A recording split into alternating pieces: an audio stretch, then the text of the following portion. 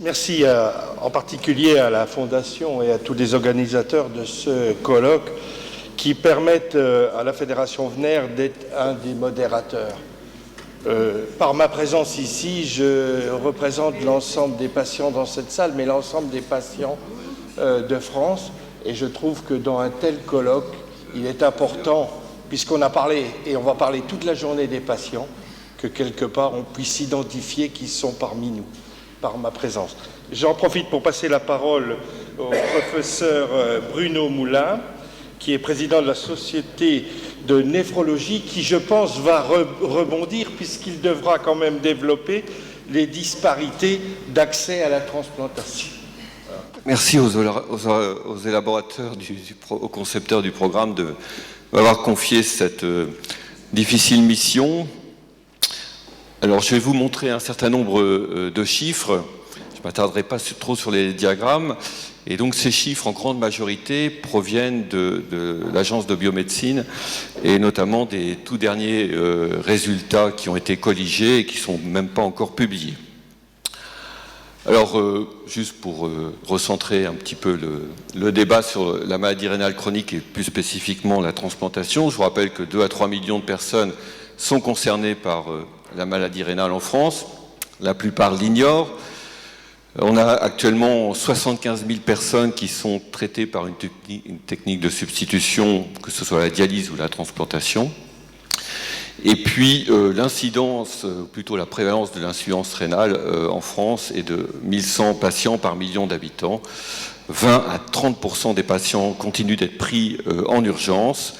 Et en France, retenez bien ces deux chiffres, 55% des patients sont dialysés et 45% sont transplantés. Avec quelques disparités régionales sur lesquelles je reviendrai, et on l'a évoqué, on a une maladie rénale chronique qui nécessite des traitements lourds et qui obère le budget de la sécurité sociale de façon importante, à hauteur de 80% des 4 milliards d'euros dépensés pour la dialyse. Alors la transplantation, en 2014, on a encore un petit peu progressé, puisqu'on est à 3232 transplantations rénales contre 3044 l'année précédente, si j'ai bonne mémoire. Un tiers des sujets avaient des patients avaient plus de 60 ans. La greffe à donneur vivant progresse également, on est passé de 14 à 16%, on a pris 2% en une année. Et puis 50% des donneurs vivants ont maintenant plus de 50 ans et près de 20% ont plus de 60 ans. Donc on voit un glissement progressif vers les moyennes d'âge élevées en ce qui concerne la greffe à donneur vivant. Et vous savez qu'on a pour objectif d'arriver à 4000 greffes par an dans les prochaines années. Alors pourquoi le développement de la transplantation est indispensable ? Là, on touche déjà à la problématique des inégalités. C'est que, on le sait par de nombreuses études, et là c'est un travail de l'agence, c'est que la greffe prolonge la durée de vie à tous les âges, voilà, que ce soit chez les sujets jeunes, mais chez les sujets âgés. Elle améliore la qualité de vie, et puis également, elle génère, c'est également important, M. Evin est parti, mais des économies importantes pour le système de santé. Et pour faire court, vous avez à gauche le coût mensuel d'un transplanté au-delà d'1 an de la transplantation. Et vous voyez que ce coût mensuel d'environ 1200 € est 7 fois moindre qu'un patient pris en charge en hémodialyse en centre que vous avez à l'extrême droite. Alors le problème, c'est que, comme vous le savez, on ne peut pas transplanter tout le monde. Pourquoi ? Parce qu'il y a une pénurie de greffons. Cette pénurie de greffons, on peut la visualiser sur cette courbe et qui montre bien que, qu'on a une augmentation progressive des patients en attente de transplantation rénale. Là, on est à 14 000 patients qui sont exposés sur une année à recevoir un greffon. Et notre activité se situe aux alentours, comme je l'ai montré, de 3 000 greffes par an. Donc, globalement, on a un greffon disponible pour 4,6 candidats. Et si on retire les candidats qui sont en contre-indication temporaire, ce qui représente quand même une grande partie de la liste d'attente, eh bien on tombe à environ un greffon rénal pour 2 à 3 candidats. Alors, le sujet cet après-midi, c'est les disparités. D'ailleurs, je préfère disparité que inégalité. C'est peut-être plus facile à manier comme concept. Dans l'accès à la greffe rénale, à la liste d'attente en France. Alors, je vais commencer en fait par la greffe et je terminerai par l'accès à la liste. Alors malheureusement, M. Evin est parti, mais je pense que cet article lui aurait rappelé quelque chose, puisqu'il est intervenu d'ailleurs dans ce papier du Parisien. Et une des raisons pour lesquelles je le montre, c'est qu'il est absolument indispensable d'informer, d'être transparent pour éviter ce type de catastrophe. J'appelle cela une catastrophe parce que sur le plan médiatique, naturellement, ça a toujours un retentissement, et un retentissement négatif, naturellement, sur la vision que peuvent avoir le système médical, mais également, principalement, les patients, de la façon dont ils sont pris en charge. Et donc, il y avait beaucoup d'inexactitudes dans ce papier, et naturellement, peu de possibilités de contester, mais j'y reviendrai en montrant justement un des points qui étaient contestables.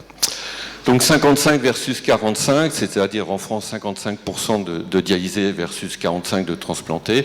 L'objectif à terme des instances, c'est de nous permettre d'inverser ce rapport. Et effectivement, en France, eh bien, on se situe plutôt dans la partie gauche, d'ailleurs les moins bons élèves, en termes de répartition entre transplantés et dialysés. Et vous voyez que, par exemple, en Norvège, eh bien, on a 70% de transplantés pour 30% de dialysés. Là encore, il faut être prudent dans les interprétations parce que les populations norvégiennes, c'est pas exactement la population française, c'est pas exactement les mêmes comorbidités, mais également, c'est pas exactement le même type d'obtention des greffons, puisqu'ils ont une grosse activité de donneurs vivants. Donc l'objectif, c'est de passer plutôt sur la droite dans cette courbe dans les prochaines années.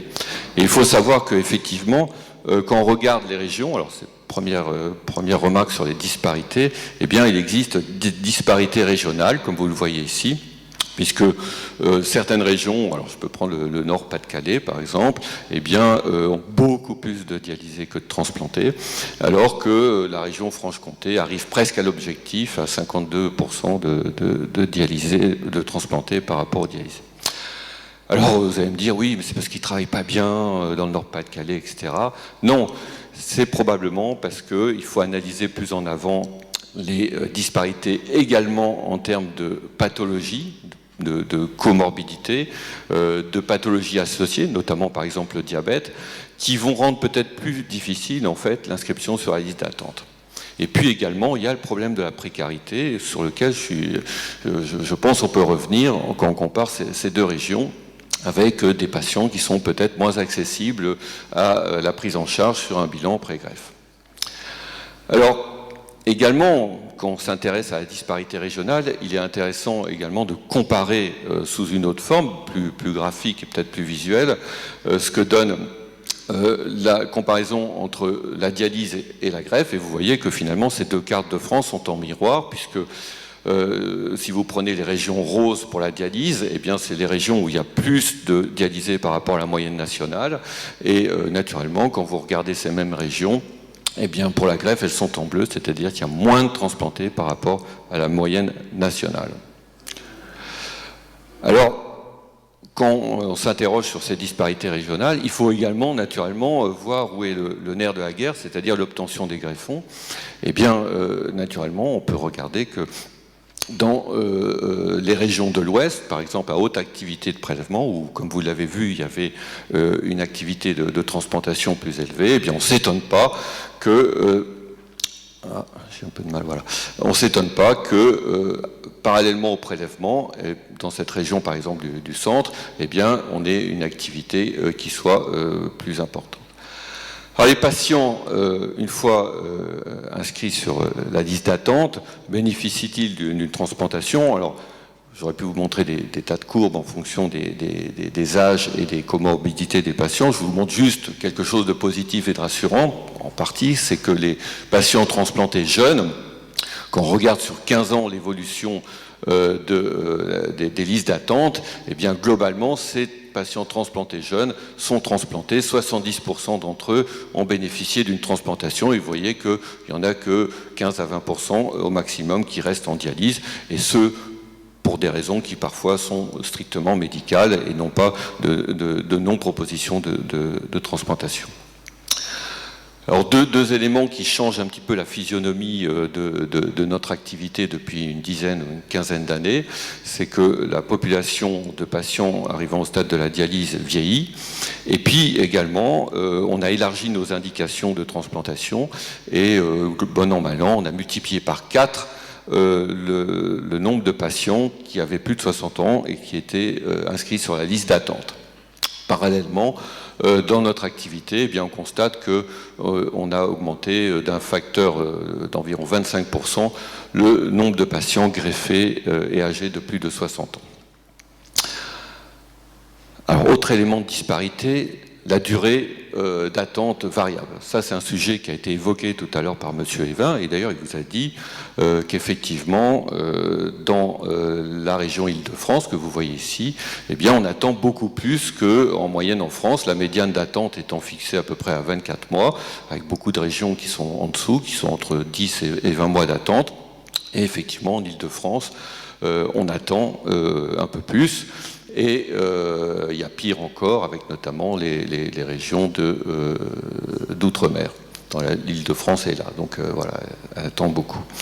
Alors, ce graphique qui avait donné lieu à la polémique dans le Parisien doit être accepté avec une certaine prudence, notamment, pourquoi? Parce que les pratiques d'inscription des équipes varient d'une région à l'autre. Certaines inscrivent les patients très en amont alors qu'ils ont encore une fonction rénale encore relativement satisfaisante, de l'ordre de 25%, et d'autres attendent beaucoup plus tard, et donc du coup les durées d'attente avant dialyse varient de façon importante. Et donc si on normalise en fait, cette durée d'attente, non plus à l'inscription, mais au moment où les patients sont pris en charge en dialyse, c'est ce que j'aurais voulu montrer à M. Evin, les choses sont beaucoup moins dramatiques pour l'Île-de-France. Si on voit par exemple l'accessibilité à la greffe sur les 5 premières années après la mise en dialyse, eh bien l'Île-de-France, qui est ici en vert, se situe à peu près au même niveau que ma région, qui est la région Est, et puis largement au-dessus de la région Nord-Ouest. Et donc il n'y a pas... l'Île-de-France n'est pas dans une situation aussi catastrophique qu'on a bien voulu dire. Je ne dis pas que naturellement on vit sur un petit nuage, mais je voulais recentrer un petit peu le débat. Dernier élément aussi concernant la transplantation, c'est que naturellement les patients peuvent s'opposer à la question de savoir si je suis dans le bon centre qui va bien s'occuper de moi avec un espoir de survie de ma greffe qui soit correct par rapport aux autres centres de transplantation. Eh bien ceci est parfaitement analysé par l'agence de biomédecine qui nous donne assez régulièrement l'état de nos activités par centre et qui nous indique qu'effectivement, pour la plupart, la grande majorité, 90% des centres, eh bien, on se situe en fait dans la bonne moyenne en termes de résultats à 5 ans de la transplantation rénale. Alors, pour bénéficier d'une greffe, naturellement, il faut être inscrit sur la liste d'attente. Et c'est là aussi où certaines polémiques peuvent également émerger concernant ce sujet. Alors, premier point qui est à prendre en compte et qui effectivement est assez perturbant, non seulement pour les patients, mais également pour les néphrologues transplanteurs, c'est que en ce qui concerne l'inscription préemptive, qui devrait être à hauteur de 100%, c'est-à-dire une inscription avant le stade de la dialyse, eh bien actuellement, même s'il y a une augmentation progressive de cette activité depuis 4-5 ans, on reste inférieur à 20%, c'est-à-dire moins de 20% des patients sont inscrits en liste d'attente avant le stade de la dialyse. Et quand on regarde en fait après un an, eh bien après un an, on n'est qu'à 50% des malades inscrits. Alors, cette disparité, naturellement, se répercute dans différents paramètres, et notamment quand on regarde l'âge, naturellement, les patients jeunes sont largement plus rapidement inscrits. Vous voyez ici au cours de la première année, 60-70% des patients jeunes vont être inscrits sur liste d'attente, et ce n'est pas du tout le cas des patients de 60-70 ans, ce qui est un peu dommage parce que beaucoup d'entre eux peuvent bénéficier éventuellement à terme de la transplantation, et au-delà de 70 ans, vous voyez, beaucoup de patients, peu de patients pardon, vont bénéficier de l'inscription. Alors certains ne peuvent pas avoir accès à la greffe de toute façon, donc c'est pour ça qu'il faut interpréter ces chiffres avec beaucoup de prudence. Alors disparité d'accès à la greffe, dans les autres paramètres qu'il faut prendre en compte et qui sortent des chiffres. Alors là, maintenant, j'ai été étonné, mais comme on a dit tout à l'heure, il faut accepter les chiffres.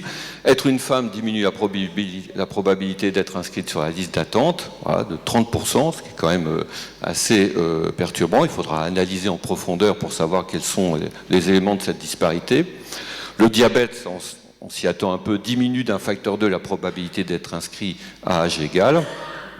Et puis l'obésité, j'ai pris ce point parce qu'il a été également étudié, impacte le risque de contre-indication temporaire prolongée en attendant que le malade perde du poids. Et en tout état de cause, un seuil supérieur à 40 kg par mètre carré va être une contre-indication permanente ou en tout cas temporaire à la transplantation.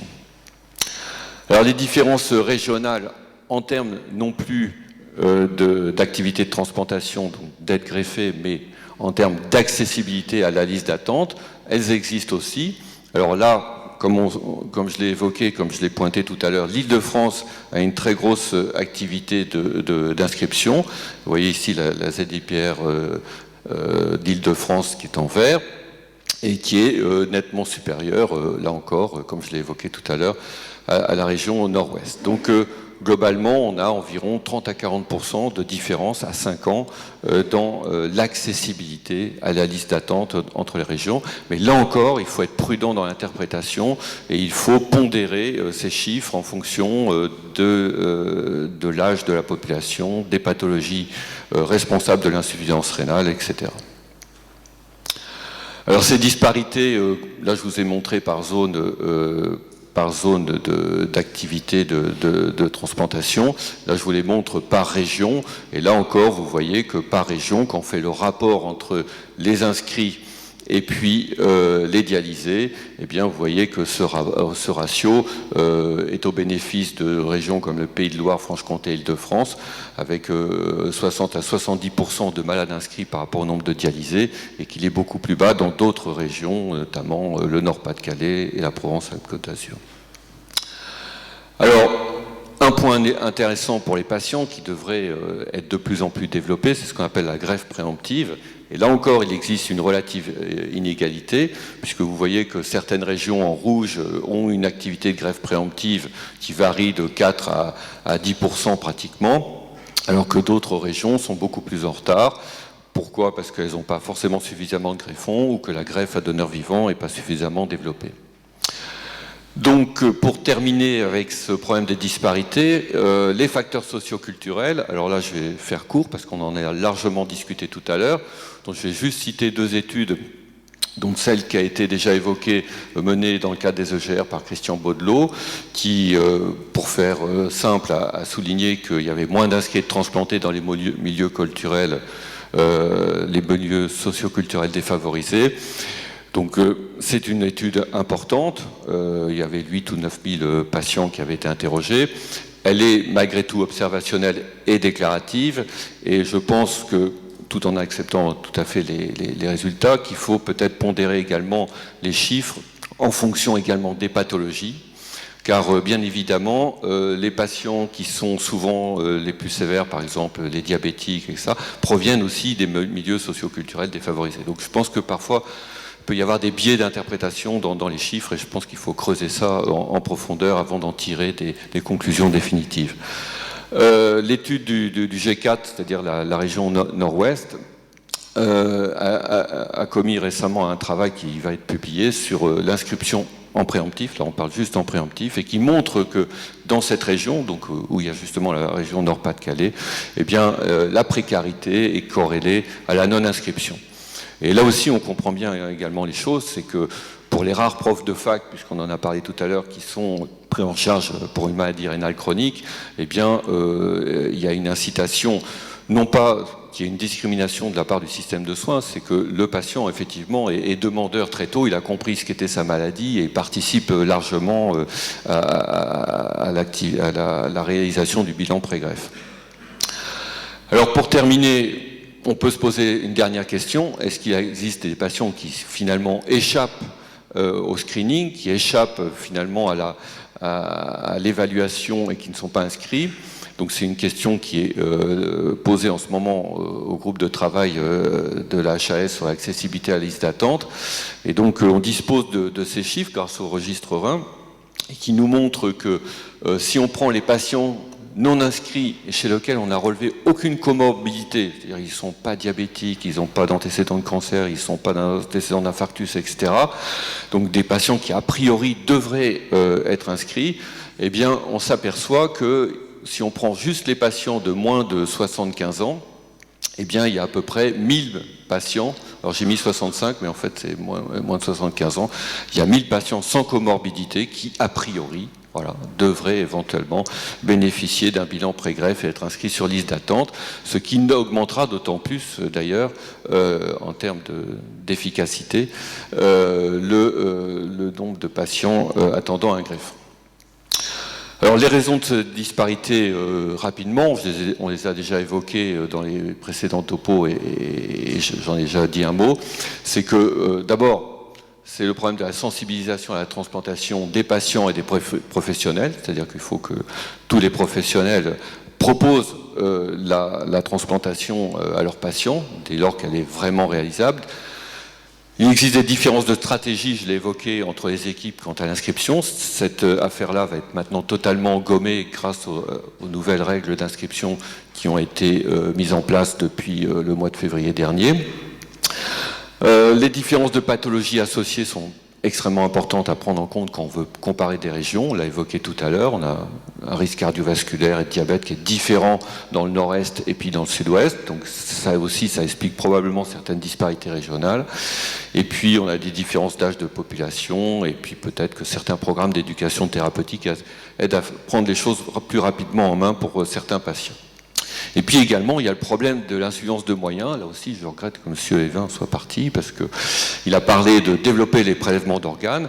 Certaines régions prélèvent 20 donneurs par million d'habitants, par exemple l'Île-de-France, et puis d'autres 38 donneurs par million d'habitants, par exemple les Pays de Loire. Donc là, il y a un problème effectivement d'inégalité, mais qui peut être en partie résolu par les moyens donnés aux équipes de prélèvement. Et puis, on l'a évoqué, les équipes de transplantation, pour développer la greffe, ont besoin de moyens. Elles ne disposent pas de décret donnant le rapport entre le nombre de patients suivis et puis le nombre de médecins qui doivent les suivre. Mais malheureusement, ça les dessert et il faut absolument donner, si on veut arriver à ce fameux rapport de 55/45, plus de moyens aux équipes de greffe.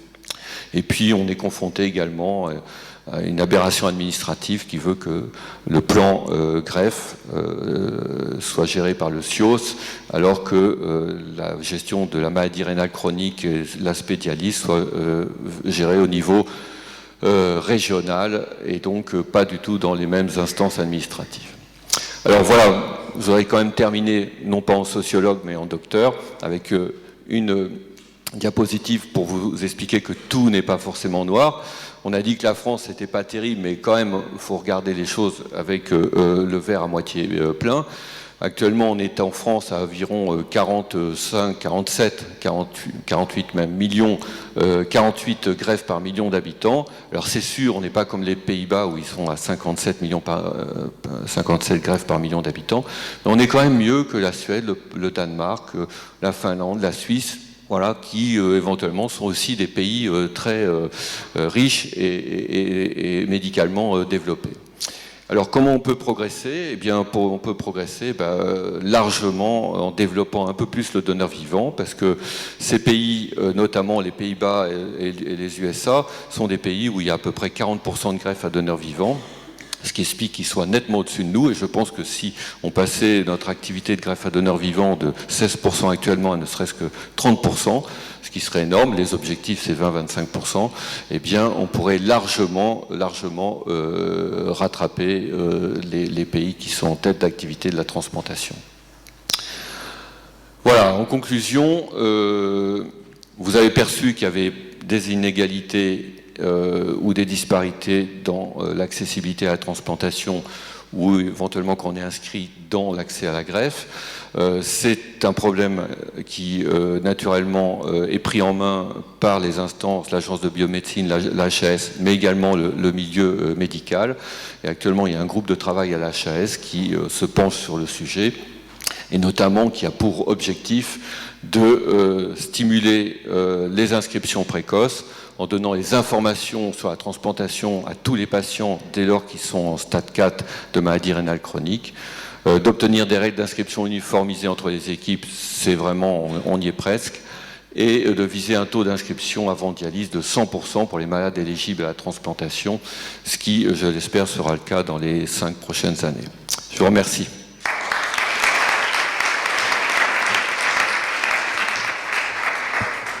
Merci, professeur. Vous avez fait court, c'est bien, on a rattrapé quelques minutes. Mais on peut poser quand même des questions au professeur Moulin. Alors, y a-t-il une question dans la salle? Oui. Merci Bruno pour cet exposé très clair et assez convaincant. Néanmoins, je reste un petit peu sur les explications un peu frustrées sur les explications de ces disparités. Tu dis il faut gommer les disparités, mais quelles en sont les causes? Alors tu nous as mentionné la disparité dans le temps où on met en dialyse, le moment où on initie la dialyse, pour dire que finalement l'Île-de-France n'était pas si différente des autres régions, d'une part, et puis surtout tu as insisté à juste titre sur les disparités d'inscription à la liste.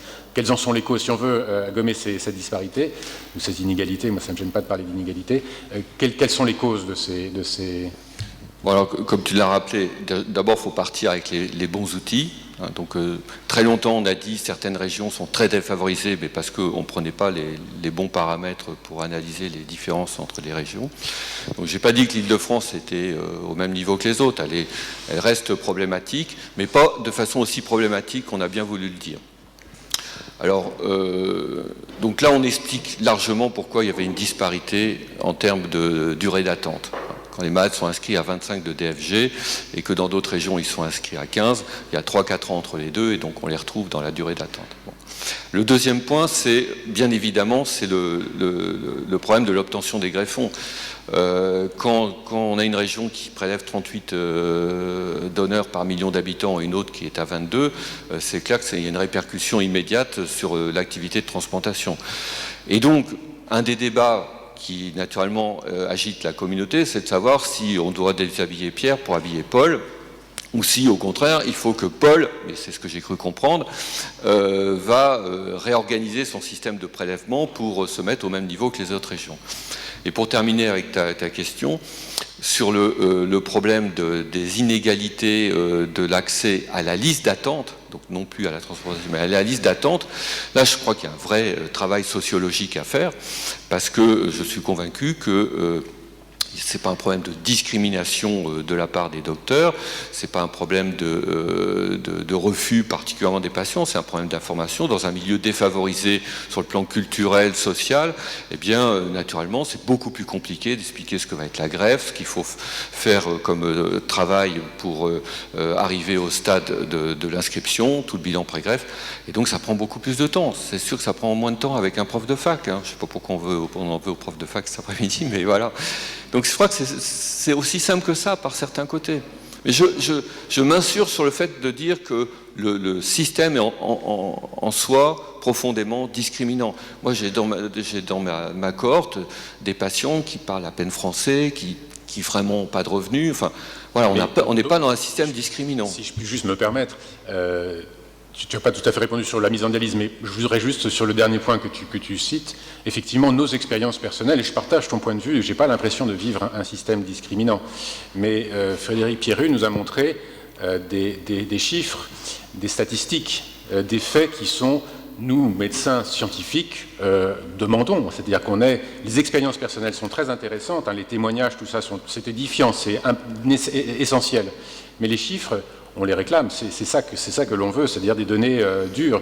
Et donc, elles sont là. Enfin, on peut contester les chiffres après, mais j'ai tendance à faire confiance à mon voisin universitaire pour penser que, quelque part, il y a quand même des disparités, des inégalités, qu'il faut essayer de comprendre d'où elles viennent. Mais je partage ton point de vue sur le fait de dire, on est effectivement, celui de madame, de dire on est un pays riche, effectivement, on a le sentiment qu'on met en dialyse, finalement, on ne discrimine pas et on ne fait pas de tri. Mais après...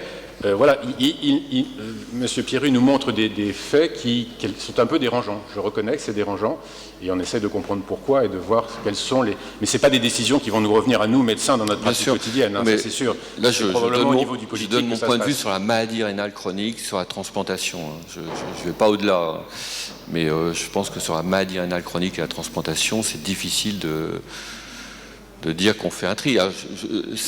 L'inégalité, c'est d'être malade. Hein. Ça, on ne peut pas changer totalement les choses là-dessus. Hein. Oui, monsieur, à vous la parole. Juste rapidement, un point complémentaire. Il ne faut pas oublier que les besoins de santé, l'épidémiologie de la maladie rénale chronique, l'épidémie et l'épidémiologie du diabète et de l'obésité ont des gradients régionaux extrêmement importants aussi. Hein. Donc, il y a des asymétries qui expliquent. Comment ? Oui. La programmation fœtale, comme je l'ai montré tout à l'heure, ou sur les déterminants socio-économiques, probablement aussi. Ces pathologies.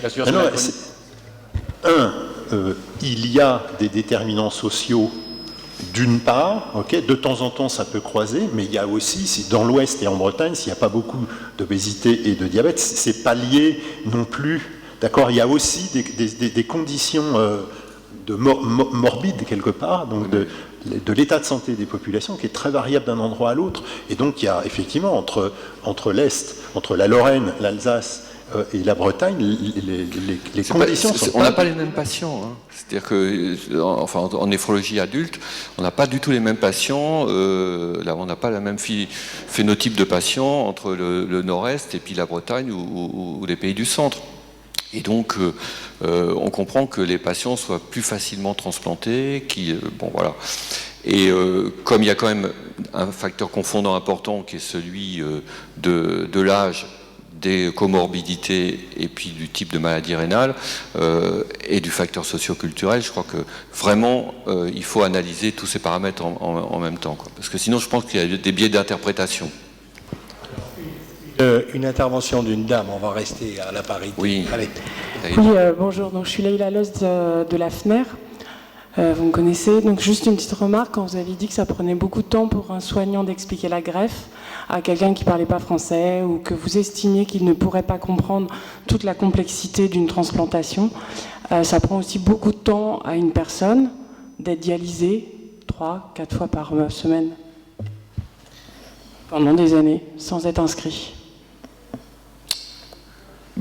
Oui, je suis d'accord avec vous. Oui. Bon, je sais pas quelle est la remarque sous-jacente. Le point qui concerne les patients à qui il faut expliquer la transplantation, on parle de la précarité, etc. C'est que c'est vrai que la transplantation, c'est quand même une médecine très compliquée, où il faut l'adhésion complète du patient. S'il ne comprend pas ce qu'on lui explique et s'il ne comprend pas le traitement qui est à prendre, c'est un vrai problème pour l'équipe médicale. C'est pas comme en cardiologie où vous mettez un stent, que le patient parle français ou pas, ça ne change rien au résultat. Donc voilà, tout ça c'est compliqué, ça impacte probablement les données que j'ai montrées. Simplement, professeur, moi je vais reprendre un petit peu, parce que je pense que quelque part, j'entends bien que l'équipe de transplantation doit expliquer la transplantation, mais je suis quand même convaincu qu'aujourd'hui, et on est en train d'y réfléchir avec l'HAS pour un socle d'information, cette information, elle doit être initialement le néphrologue qui rencontre pour la première fois le patient, le futur dialysé, doit parler de transplantation. Alors, il doit déjà commencer à donner l'information. Et c'est à ce moment-là, pas au moment où vous avez arrivé le patient. Là, je peux vous rassurer, juste en 2 mots, on a eu la réunion hier sur ces 2 groupes de travail. Donc, il est clair qu'il y aura des recommandations pour que l'information soit donnée précocement, à la fois sur les 2 traitements de substitution, sur la dialyse et la transplantation, et que globalement les malades puissent bénéficier d'un bilan pré-greffe quand c'est adapté dès un stade de 20% de fonction rénale. Alors une dernière question. Professeur, il y a une différence déjà, rien qu'au niveau des régions françaises, dans le nombre de nouveaux arrivants en insuffisance rénale terminale. La région qui a le plus de nouveaux insuffisants rénaux c'est l'île de la Réunion. Et elle est classée au niveau de la greffe pratiquement la dernière. Mais je dirais que c'est normal. Par million d'habitants, c'est la région qui a le double presque par rapport aux régions françaises de métropole. Elle est incapable de faire face à cette demande et en plus qui est au niveau vraiment spécifique. Parce qu'il y a très peu de greffons qui partent de la métropole pour aller à l'île de la Réunion. Oui, en fait, le problème de la Réunion, c'est pas tellement un problème de greffons, c'est un problème d'infrastructure, d'équipe médicale et chirurgicale. Donc c'est en train de... Ils ont eu une activité relativement importante il y a quelques années qui a diminué parce qu'il y a eu un arrêt lié en fait à des problèmes organisationnels et ça c'est en train de reprendre et on peut espérer qu'effectivement ils fassent en partie, ils arrivent à faire en partie face à leurs demandes.